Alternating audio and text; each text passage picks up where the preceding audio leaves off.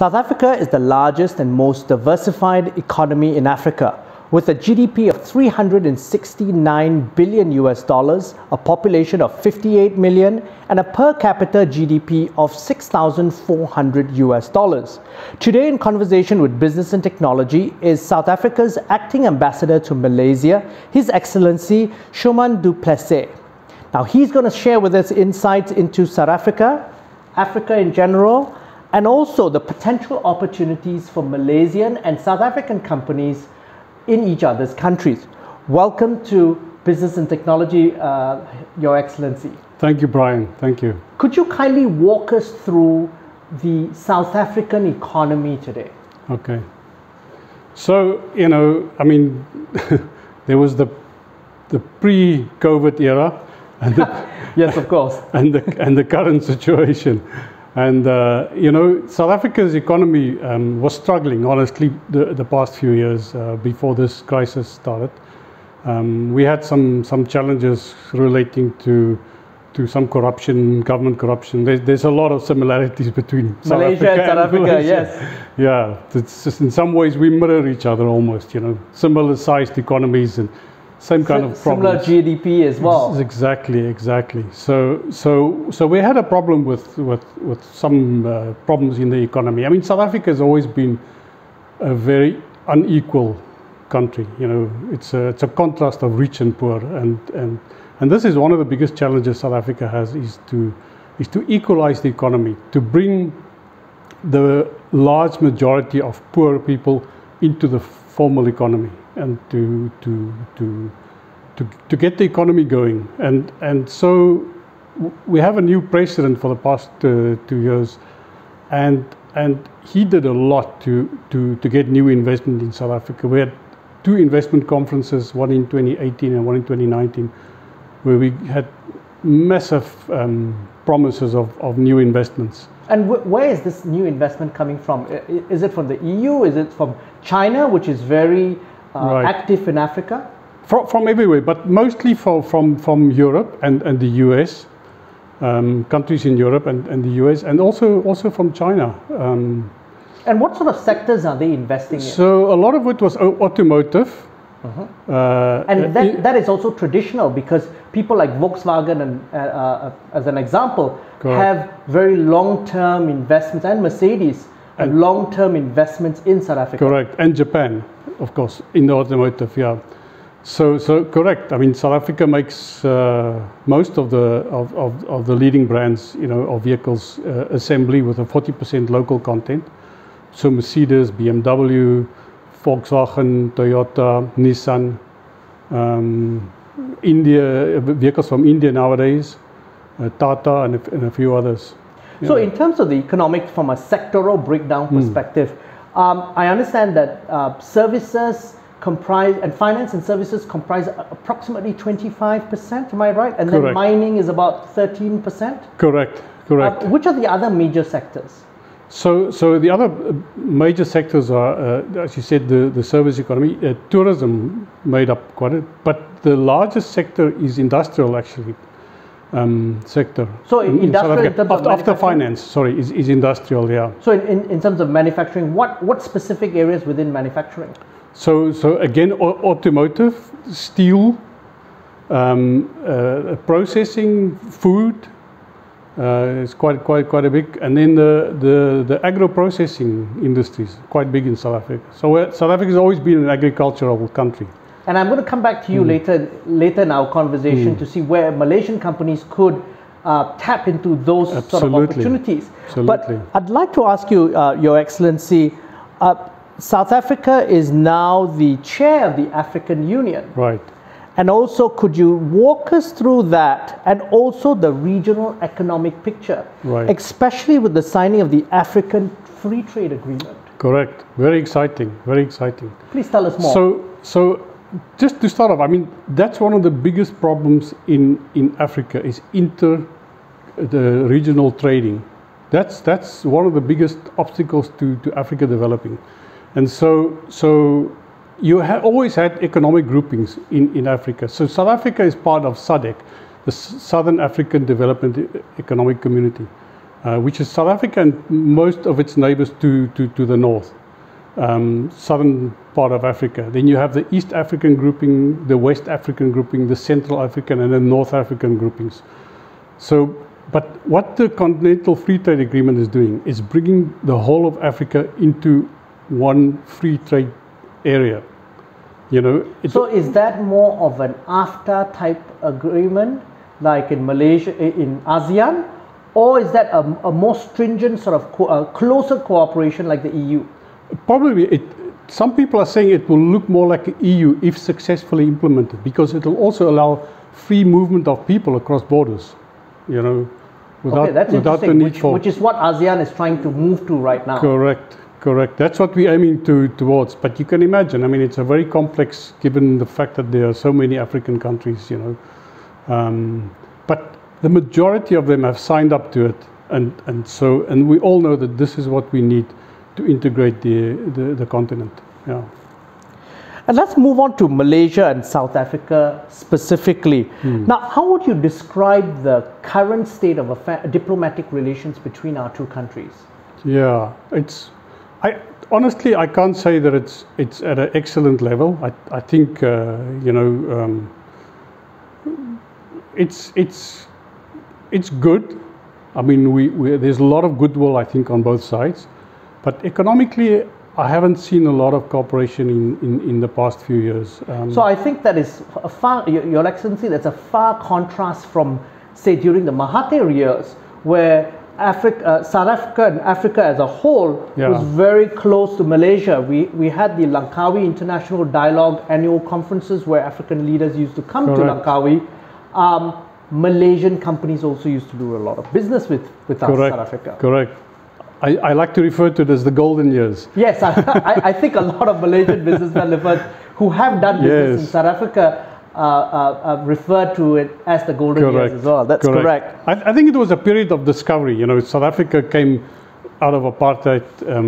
Malaysians were visiting South Africa for the first time and found South Africa to be a really, you know, a dynamic country and a lot of opportunities. And, you know, Malaysians being good business people, I think, they saw the opportunities and they invested in South Africa. And I tell you, all the investments that they made in South Africa are still today some of the best investments, property, tourism. So you talk about the likes of Petronas, that engine, right? Correct. With the largest chain of petrol stations in South Africa. Correct. And then what other sort of South African, Malaysian investors who are there still in South Africa right now today? So Petronas, again, was probably one of the biggest ones. I mean, in fact, Petronas have more filling stations in South Africa than they have in Malaysia. I think 5,000 in Southern Africa and about 2,000 in Malaysia. So other companies that did very well, UAM Sunrise, they're developing Durban Point. It's the last remaining beachfront, waterfront development in Durban, you know, one of our biggest cities on the East Coast. So that's a big one.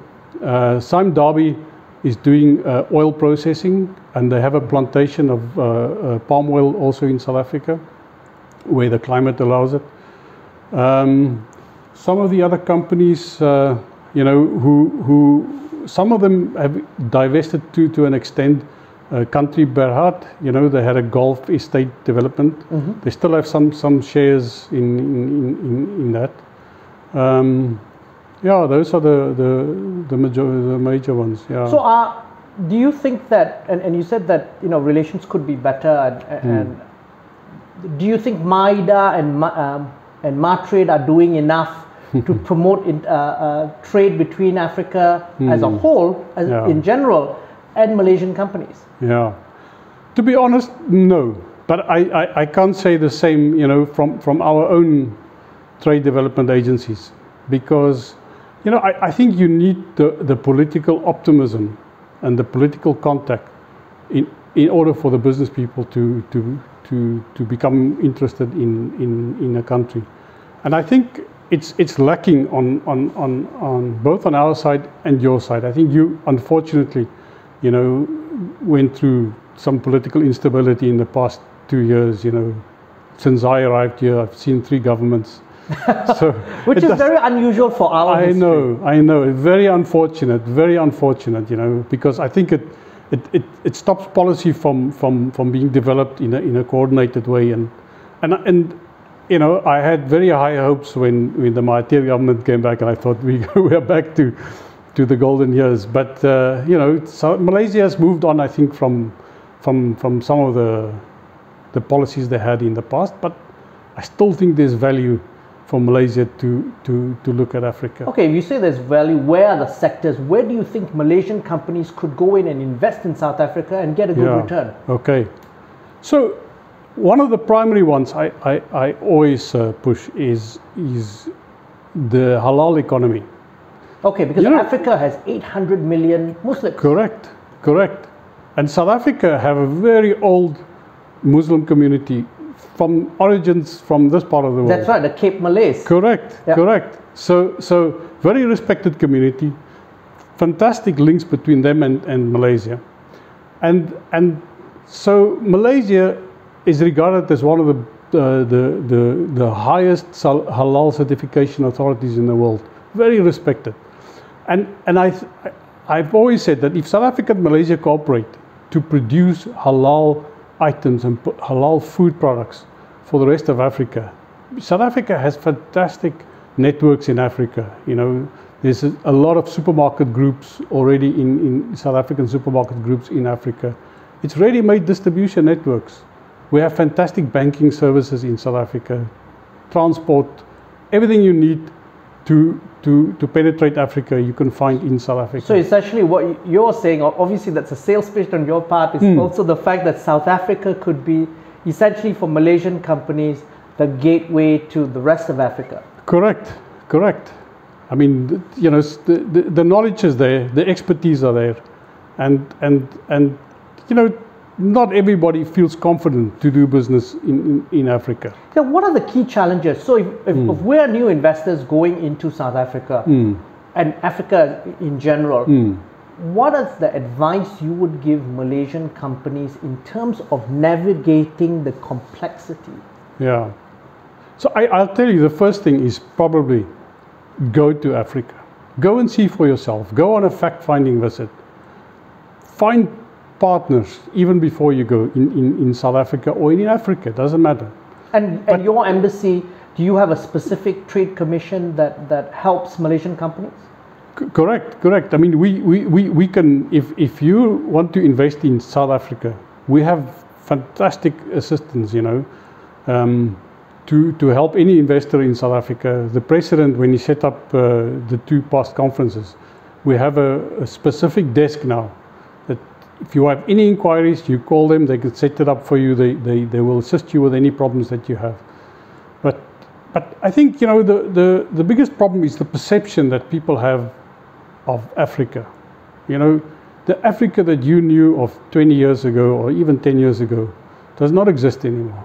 So yeah, Africa has moved on, and I think people have not realized it. I think one of the key things, and to use one specific example, is mobile technologies.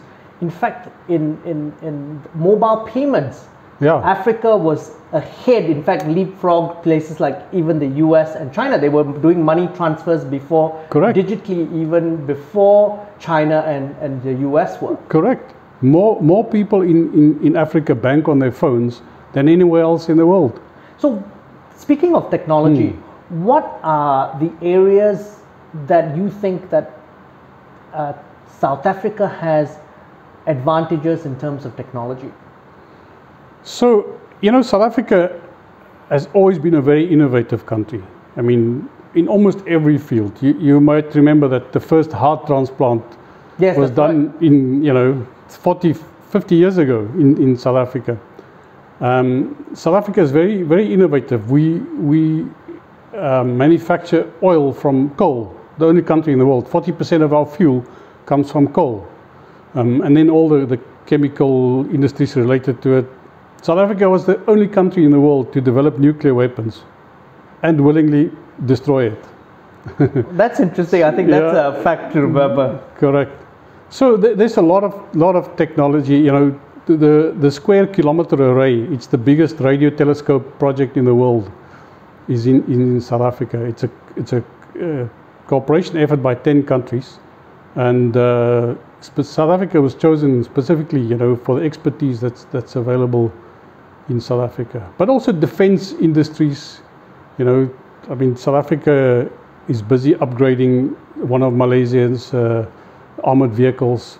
There's companies who are supplying UAVs to the Malaysian armed forces. So a lot of companies, you know, in the technological field. Interesting. And let's look at the flip side of the equation. South African companies now investing in Malaysia. We have Sanlam who have invested, invested in MCIS Yes. Insurance. Correct. What other big names have invested in Malaysia? And maybe you can give us some examples of some of the South African companies doing business in Malaysia today. Yeah. The one I always want to claim is Nando's.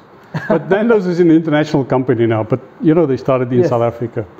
So, but and I love the sauce, right, by the way, right. the peri-peri sauce. Everybody does.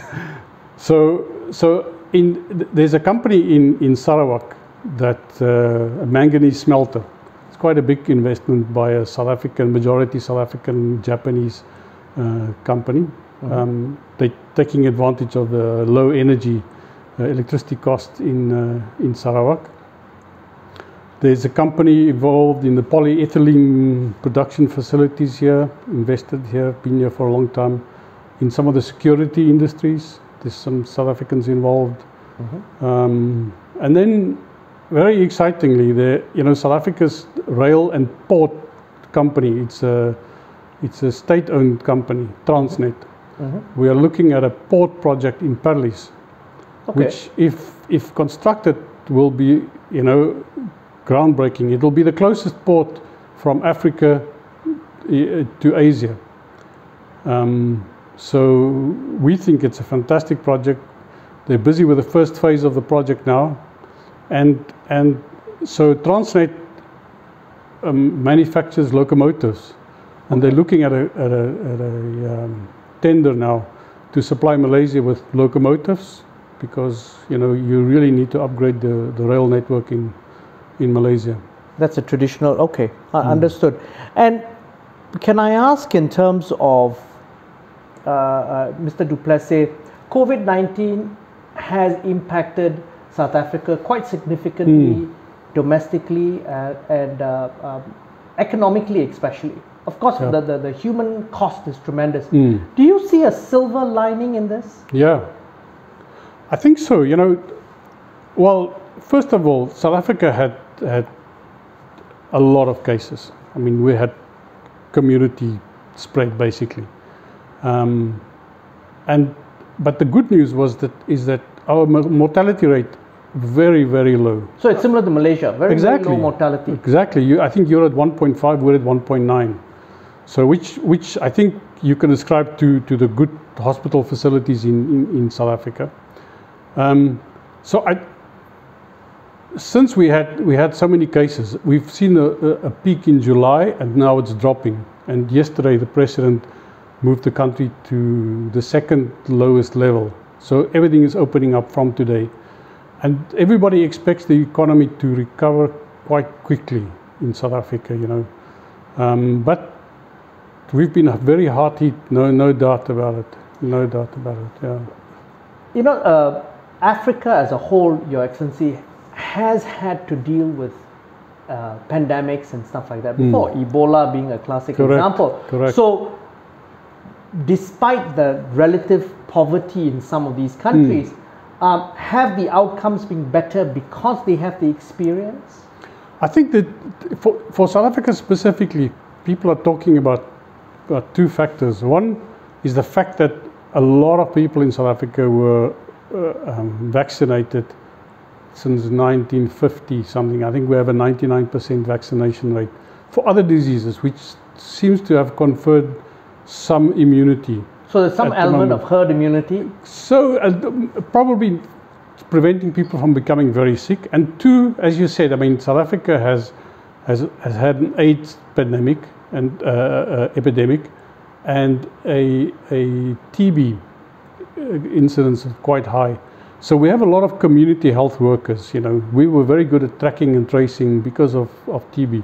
Isolation wards, always hospitals are used to working in isolation wards. So all those things really helped, I think, to get us through. Your Excellency, final question. What's your wish list for 2021, given the chaotic 2020? Well, I think a COVID vaccine would be wonderful because that will solve a lot of our problems. But I hope, you know, a return to normality and a return to international travel. You know, South Africa is a beautiful country. I mean, we would love to see people come back to South Africa, come and visit South Africa, come and do business there. And I really, my biggest wish is to see better relations between South Africa and Malaysia. And I'm sure it's possible. Your Excellency, thank you very much for having us on your show. We've been speaking to South Africa's acting ambassador to Malaysia, His Excellency Mr. Schoeman Du Plessis. This is Business and Technology. Go to www.biztech.asia for business and technology insights and conversations.